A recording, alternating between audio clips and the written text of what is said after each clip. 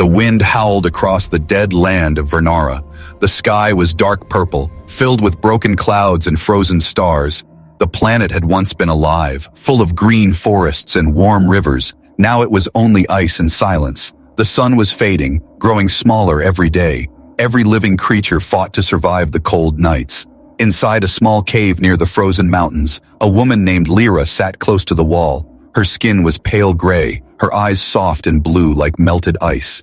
In her arms, she held her little daughter, Novi. The child's tiny body trembled, her breath thin and weak. Lyra wrapped her arms around her, trying to share every bit of warmth she had left. The wind outside screamed through the cracks of the rocks. It sounded like the planet was crying. The firestones they once used for heat had lost their glow. No more energy, no more light. Lyra looked down at her child's face and whispered, "Please hold on, my love. Please stay with me." Her voice was shaking, her lips turning blue from the cold. She rubbed her hands together, but the warmth vanished too quickly. Around them, other caves were silent. Families had already frozen during the last storm. Only Lyra and Novi were left. She knew what she had to do. Her clothes were thin, but they still held a little warmth. Slowly, she removed her outer cover and wrapped it around Novi. Then she pressed the child close to her bare skin. Her own body shivered as the cold bit deep into her bones, but she didn't care. She only cared that her daughter might see the morning light again. Novi made a soft sound, like a sigh. Lyra smiled weakly and kissed her forehead. She closed her eyes for a moment, thinking of the old days, when their sky was bright, when her husband laughed beside her, when the rivers sang through the valley, all gone now, buried under the frost. Then suddenly, the silence broke, a deep boom each. Ode from the mountains, the ground shook slightly and a flash of blue fire lit up the distant sky. Lyra's eyes opened wide. She crawled to the cave's opening and looked out. Something had fallen from the stars. A huge burning object, half metal, half fire. It crashed into the far side of the mountain, leaving a trail of smoke that glowed against the darkness. For a long moment, she just watched it, unsure what to think. No one came from the stars anymore. The last time a ship appeared, it brought only scavengers and war. But this one looked different. It shimmered, even while burning, like a piece of the heavens. Lyra felt a strange pull inside her heart. Maybe it was madness. Maybe it was hope. She turned to look at her daughter.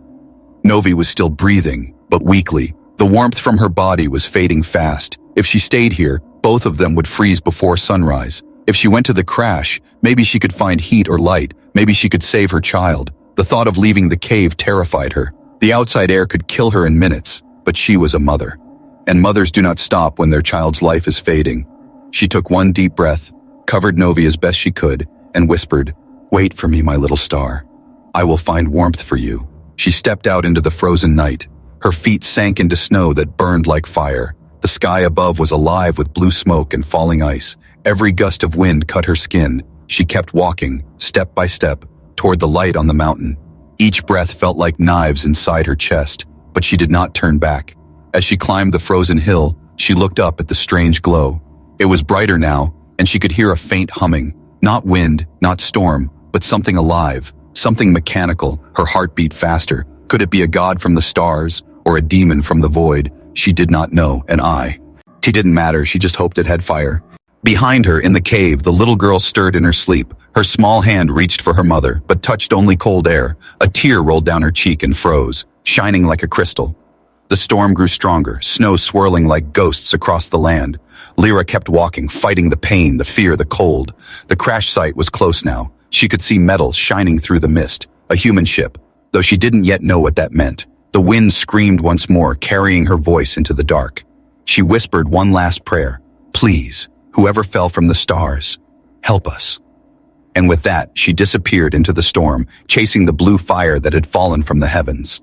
The mountain roared as the storm grew stronger. Snow whipped across the valley like angry ghosts, but Lyra kept moving, her breath heavy and uneven. Her body was weak, her skin almost white from the cold. Still, she didn't stop. She had promised her daughter she would find warmth, and a mother's promise was stronger than any storm. As she climbed higher, the blue glow grew brighter. The snow melted slightly near the crash, sending small streams of water down the rocks. She could smell smoke and burning metal, a strange scent, sharp, hot, and unfamiliar.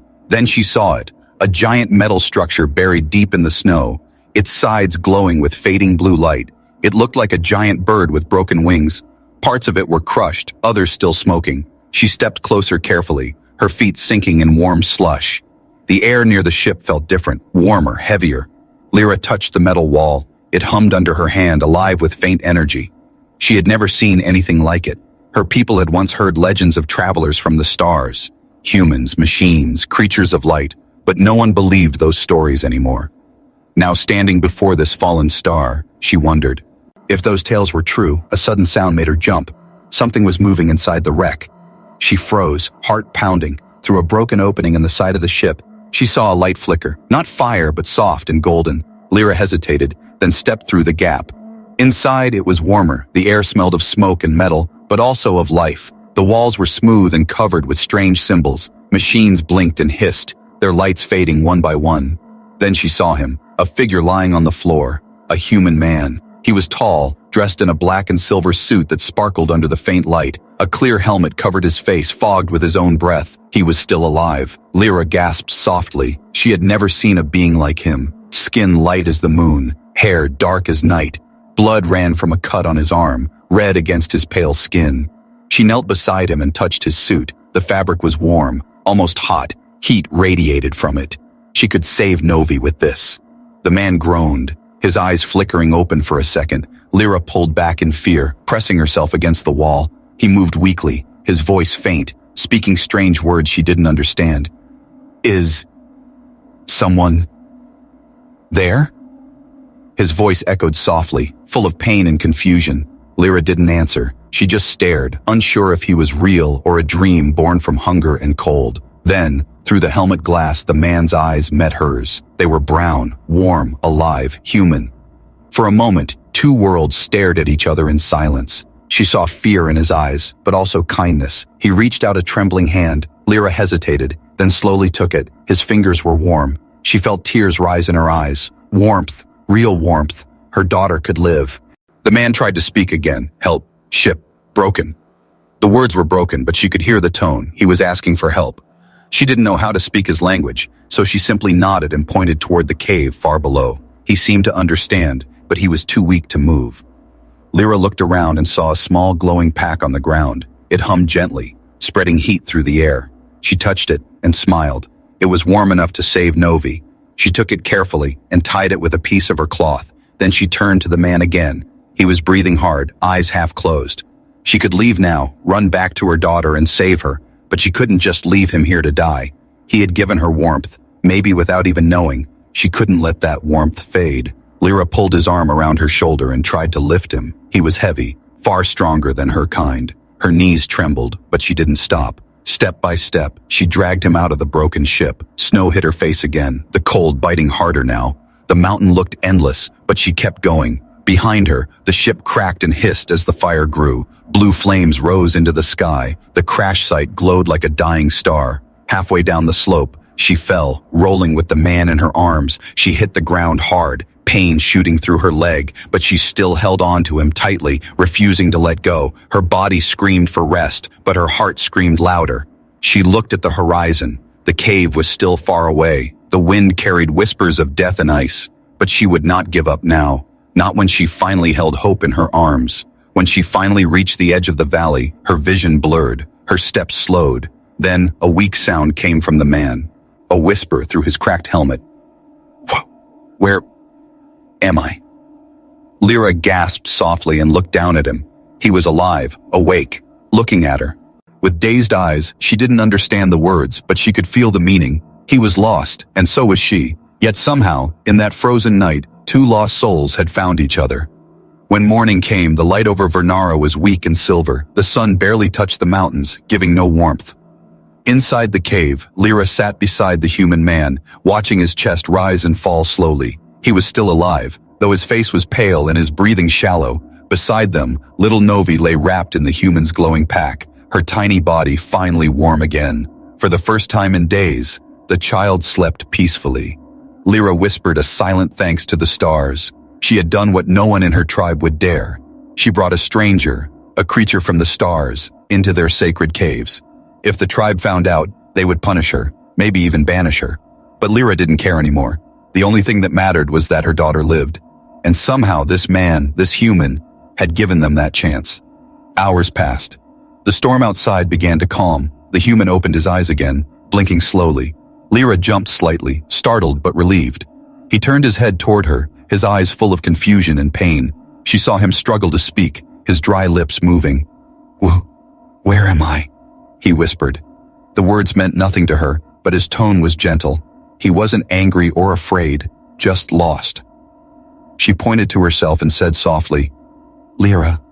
Then she pointed to her daughter, "Novi." The man stared for a second, then nodded weakly. He touched his chest and said, "Ryan.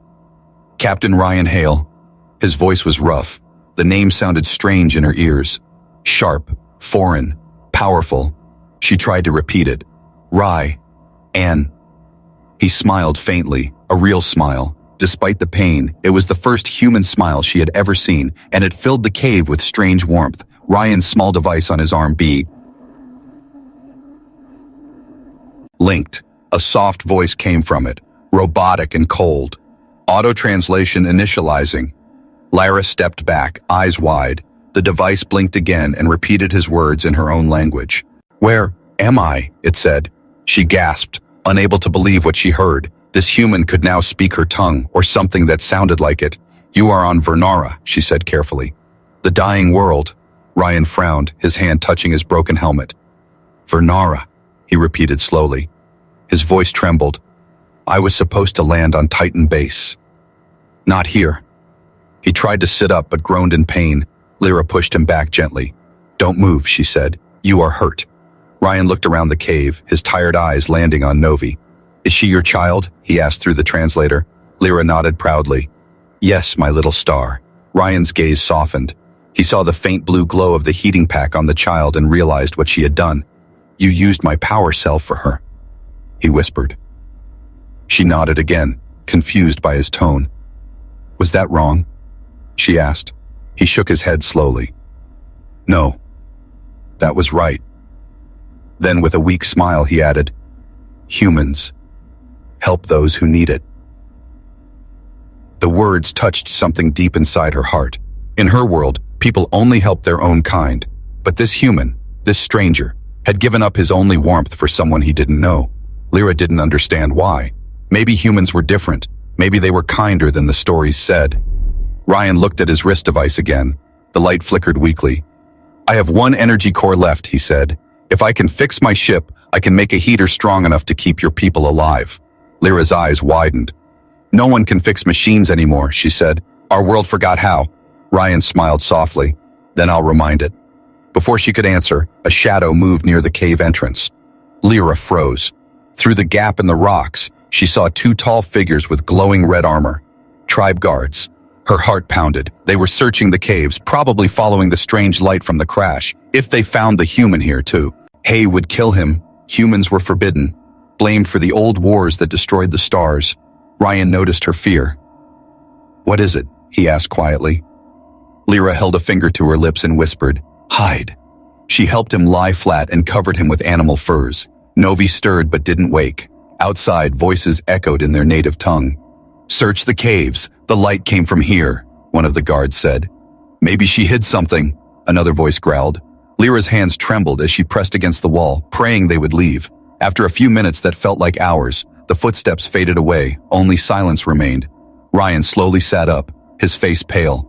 "They're looking for me, aren't they?" he asked. Lyra nodded sadly. "They will not stop," she whispered. Ryan looked toward the cave mouth, the wind still blowing cold and sharp. "I can't stay here forever," he said. "I have to fix the ship and help your people before it's too late." Lyra stared at him in disbelief. "Why?" she asked softly. "Why would you help us?" He met her eyes and said quietly, "Because that's what humans do. We don't give up on life." Lyra looked at him for a long moment, her heart heavy with something she didn't understand. Maybe faith, maybe hope. Outside, the cold world continued to die, but inside that small cave, a fragile warmth began to grow. Not from fire, not from machines, but from two beings who refused to let go of life. Cliffhanger. Far away, the tribe leader Varn stood on a cliff, watching the smoke from the human ship rise. He clenched his fists and whispered, "A human on Vernara. I thought they were all gone." The morning on Vernara was not peaceful. Dark clouds gathered above the frozen valley. The cold wind screamed between the cliffs, warning of another storm. Inside the cave, Ryan was tightening the straps of his broken suit. Lyra stood beside him, holding her daughter close. Her face was pale with worry. She knew the tribe would come. They always came when they smelled something new or dangerous. Ryan looked at her and said softly through the translator, "If we stay here, they'll find us." Lyra nodded slowly. She could already feel it. The air outside carried the sound of boots crunching in snow. The guards were close. She grabbed a few furs, the small heating pack, and wrapped it around Novi. Ryan lifted a small metal case from his ship wreckage. It was cracked, glowing faintly blue. Inside were the last power cores from his ship. "If I reach the crash again," he said, "I can make a heat generator big enough to save your people." Lyra frowned. "Save them?" she said softly. "They will kill you before you try." Ryan gave her a tired smile. "Then we run faster." Before they could move, a loud voice shouted from outside, "Lyra of the East Caves, step out!"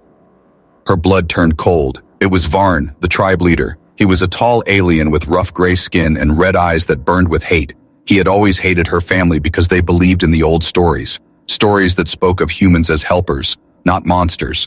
Now he had proof that she had broken their laws. Lyra turned to Ryan, whispering, "They found us." Ryan looked toward the entrance and saw shadows moving. He grabbed a metal rod from the ground, ready to fight. Lyra shook her head. "No, we run through the back tunnel." She pointed to a narrow crack in the cave wall. It led to the frozen canyon beyond the valley. Ryan nodded and helped her lift Novi. Together they slipped through the passage as the guards swarmed into the cave. "Find the human!" Varn shouted, his voice echoing. "Bring him to me, alive!" The guards searched, tearing apart the cave, but Ryan and Lyra were already running through the ice tunnels. The air inside was cold and sharp. Their breaths turned to mist as they ran. Ryan stumbled, his injured leg slowing him down. Lyra grabbed his arm and pulled him forward. "Don't stop," she cried. "They will catch us." Behind them, footsteps echoed. Flashes of red light filled the tunnels as the guards fired energy bolts that hissed through the air. The ground shook as explosions cracked the ice walls. Chunks of frost rained down around them. Ryan's helmet alarm beeped loudly. "Warning, pressure drop, oxygen low." He gritted his teeth. "Keep going," he said, his voice weak but firm. He wasn't going to die here, not after coming so far. They burst out of the tunnel and into the open. The cold hit them like a blade. The storm had returned, covering everything in white. The crash site was still smoking in the distance. Ryan looked at it with desperate eyes. "If I can reach the ship, I can start the power core," he said. "It can heat the whole valley." Lyra wanted to believe him, but behind them she could hear the tribe's hunting horns. Varn's voice echoed through the storm. "Lyra, you have betrayed your people for a ghost of the stars."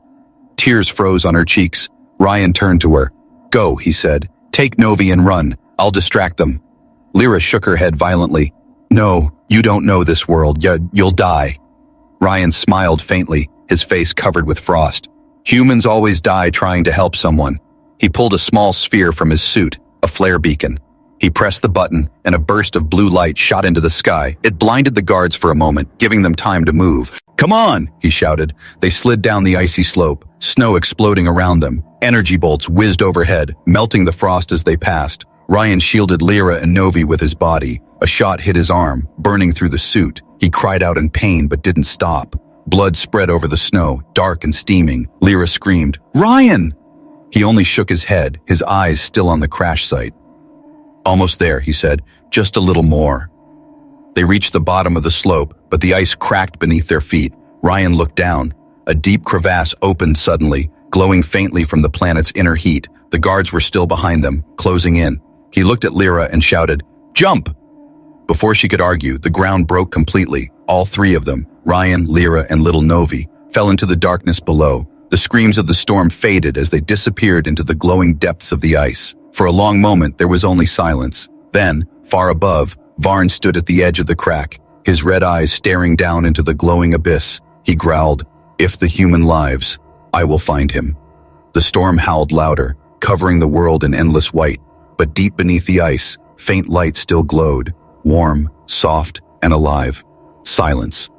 That was all Lyra heard when she opened her eyes. Her body ached, her head was spinning.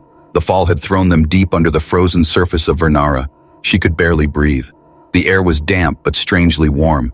Not the deadly cold she expected. She sat up slowly, blinking at the strange light around her. The walls glowed with soft gold. Rivers of warm water flowed between crystals that pulsed like living hearts. The ice here wasn't cold. It shimmered, releasing heat. It was a hidden world beneath the frozen death above. Lyra had never seen anything like it. "Novi," she whispered quickly. Her heart raced. She turned and saw her little daughter lying beside her, wrapped in furs. The child was breathing softly, her cheeks pink with warmth. Tears filled Lyra's eyes. She pressed her forehead against Novi's and whispered, "You're safe, my little star." Then she heard a weak groan. She turned her head and saw Ryan, half buried in the soft snow. His helmet cracked, his arm bleeding where the burn had spread. "Ryan," she said softly, crawling toward him. He coughed, eyes opening slowly. "Where are we?" he murmured. "You're alive," she said with relief. He smiled faintly. "Humans are hard to kill." Ryan looked around the glowing cavern, amazed. This is geothermal," he said, his translator echoing the words. "The planet's heart is still alive." He touched the ice and felt warmth under his glove. "If we can use this energy, we can heat the surface." Lyra didn't understand all his words, but she could feel his excitement. To him, this was not just survival. It was discovery. He pulled a small scanner from his suit, its lights flickering weakly. "Temperature stable, oxygen safe," he said. "We can stay here." Lyra looked around in awe. The walls glowed softly like the inside of a living creature. It felt like the planet was breathing, a place forgotten by time. "Maybe the gods made this," she whispered. Ryan smiled. "Maybe your gods and my science are the same thing." Hours passed as Ryan explored the cavern. He found metal scraps from his broken pack and used them to build something. Lyra watched him work, his hands trembling but steady. "What are you doing?" she asked. He looked up with a small grin. "Making heat," he said. "Real heat, not firestones." She tilted her head, not understanding. He laughed softly. "You'll see." He worked until his fingers bled. He connected wires, melted ice, and placed the glowing blue core from his suit in the center. Lyra sat beside him, holding Novi close. The little girl's eyes sparkled as she watched the light dance. When Ryan finally pressed a button on his wrist, the whole cavern shimmered. The crystals responded, glowing brighter. Warm air filled the space like the breath of a sleeping giant. Lyra gasped. The frost on the walls melted into droplets of water. She touched the warm air with disbelief. This is life," she whispered. Ryan leaned back, exhausted but smiling. "Now we can live," he said quietly. "But this is not just for us. If we can bring this power to the surface, your people can live too." Lyra looked at him, confused. "You would help them?" she asked. "They tried to kill you." Ryan nodded slowly. "I know," he said softly. "But humans don't stop helping just because it's hard." Lyra stared at him, speechless. No one had ever said something like that before, not on Vernara, not since the world began to die. As they rested, Lyra told Ryan about her people. She spoke of the old days when the skies were full of light and music, how the firestones gave warmth until they all turned dark, how her husband had gone to find new ones and never came back. Ryan listened quietly, his eyes full of sadness. "I'm sorry," he said softly. Lyra smiled faintly. "Don't be," she said. "You are here now." Hours later, as Ryan tested his small generator, he noticed something strange on his scanner, a movement above, several life forms approaching. He frowned. "They're coming," he said quickly. Lyra's heart stopped. "Varn?" she whispered. Ryan nodded grimly. "They must have tracked the heat signal." Lyra held Novi tightly, fear rising again. "Can we hide?" she asked. Ryan shook his head. "No, the heat we made. It's too bright on their scanners." He looked at the small generator and then at her. "If they destroy this, everyone dies." Lyra trembled. "What will you do?" Ryan took a deep breath and said quietly, "I'll protect it." She reached for his hand. "You already gave us warmth," she said softly. "Don't give your life too." Ryan looked at her and smiled, led gently. "Sometimes warmth needs sacrifice."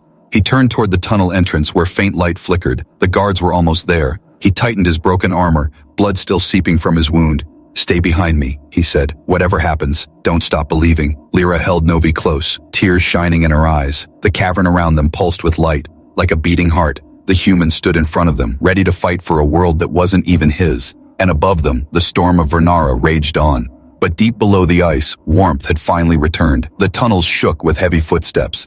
The warmth that had filled the glowing cavern was now mixed with fear. Lyra pressed Novi close to her chest, her heart racing. Ryan stood near the generator, his broken armor sparking weakly. He could hear the echo of voices, deep, harsh, angry. They were coming. The tribe had found them. The light from the generator pulsed like a heartbeat. Each glow revealed Ryan's tired face, pale, wounded but determined. Lyra whispered, "They will kill you." Ryan shook his head. "No," he said quietly. "They'll try, but I'm not dying for nothing." A blast of red energy ripped through the ice wall. Varn stepped through the smoke with a group of armored guards. His eyes glowed like fire, his voice low and cruel. "So the stories were true," he hissed. "A human walks our world again."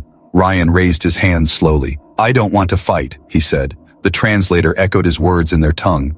"I came to help." Varn laughed. "Help? Humans help destroy the stars," he growled. "You think we forgot what your kind did?" Ryan shook his head, his breath trembling.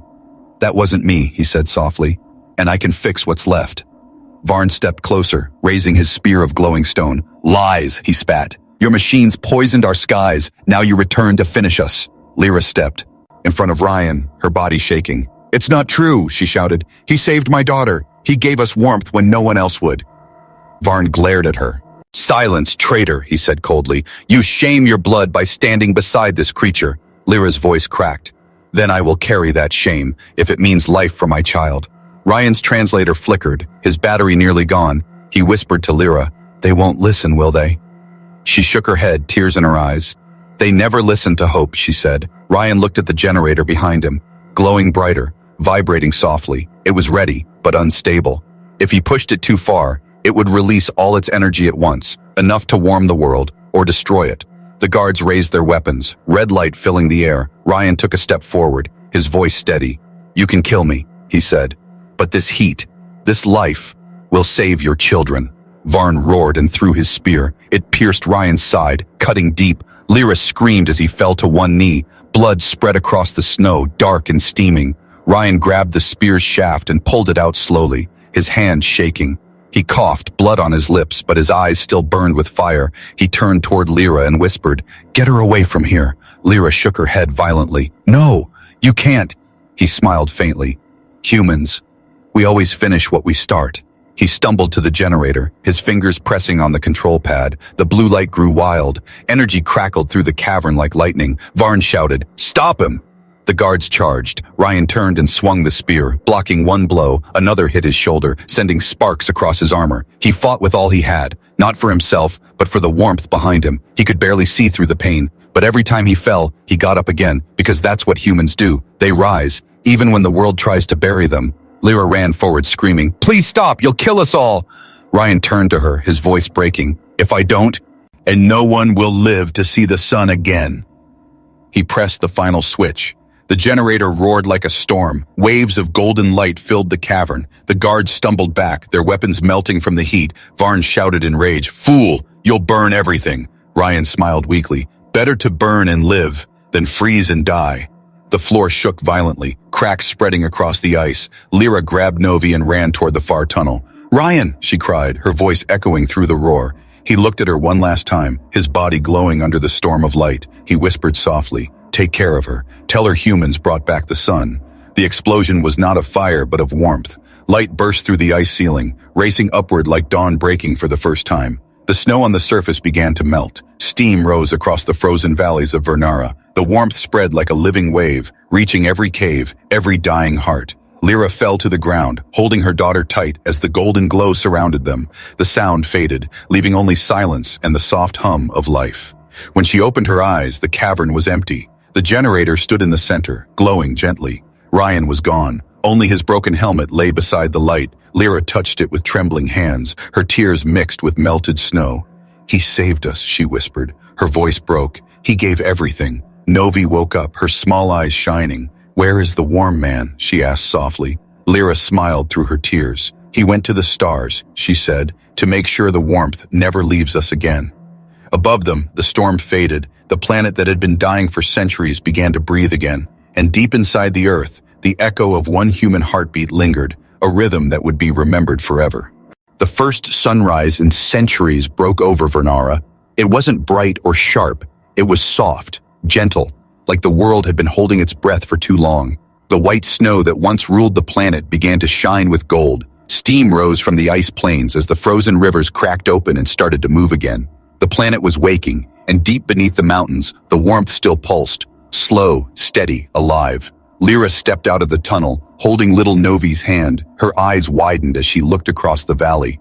The air was no longer biting cold. It was warm enough to breathe without pain. Tiny drops of water fell from the cliffs like tears of the planet itself. She lifted her face to the light and whispered, "He did it." Her voice trembled between joy and grief. The warmth Ryan had unleashed now covered the land, but he was gone. Around her, the tribe began to emerge from their caves. Men, women, and children stood in disbelief. They had never felt this kind of air. Soft wind brushed their skin. Not cold, not cruel, but kind. Varn, the proud leader who had chased death, stood silent. His red eyes dimmed as he watched the mist rise. For the first time, he didn't shout, he didn't command. He only stared at the sky where light returned. Lyra walked past him, her head high. She carried Ryan's broken helmet in her hands. The metal still warm, the glass cracked. She stopped in the center of the valley. Everyone turned to look. "The human did this," she said loudly, her voice echoing through the open air. "He gave his life to bring back our son." The people looked at each other, some in shock, others in shame. Varn stepped forward, his voice low. "Why would a creature of the stars help us?" Lyra looked down at the helmet, her fingers trembling. "Because he believed life should never freeze," she said. "He said humans never give up on hope." The tribe fell sick. Lent. Even the wind seemed to listen. A child reached out and touched the melting snow, laughing. The laughter spread, small at first, then louder. Warmth filled the valley. Not just from the sun, but from the hearts that had forgotten how to feel it. Days passed. The water from the underground rivers began to flow again. The caves turned into homes filled with steam and light. Vernara was changing. Plants, long dead, started to push tiny green shoots through the melting ice. The air smelled fresh, the scent of a reborn world. Everywhere people spoke of the same story. They called him the Man of Fire, the one who came from the stars and gave them back the dawn. At night, Lyra sat by the edge of the new river. She watched the stars reflected on its surface. Novi slept beside her, her small hand clutching the human's metal tag that Ryan had left behind. Lyra whispered softly, "You kept your promise, Ryan Hale." Her voice broke into tears. "You brought back the sun." She closed her eyes and remembered his smile, his broken voice, his last words. She wished she could have told him more, that his warmth had changed not only the planet, but her heart too. Before him, she had lost faith in life. After him, she could not stop believing. One evening, weeks later, Lyra stood on a cliff overlooking the valley. The sky was glowing orange with the light of two suns, the natural one and the endless warmth from below. The people had built a monument there, a tall stone pillar with Ryan's helmet placed on top. Carved on the base were the words Lyra had spoken to the tribe. "He gave his warmth so we could live." Every night, children came to touch the stone and whisper, "Thank you." They believed his spirit still moved in the air, that when the wind blew gently, it was the human watching over them. Varn, once proud and cruel, now stood beside the monument often. He no longer carried a spear. His armor was gone, replaced by simple robes. He looked at the sky and said softly, "I was wrong." The world had taught him more than war ever could. Even a leader can learn from kindness. As time passed, generations were born, and the story of the human from the stars became a legend. They said he fell from the heavens with fire in his hands, that he fought the cold and gave his life to bring back warmth. No one ever forgot his name.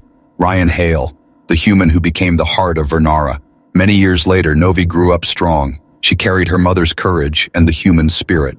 People called her the Child of Fire.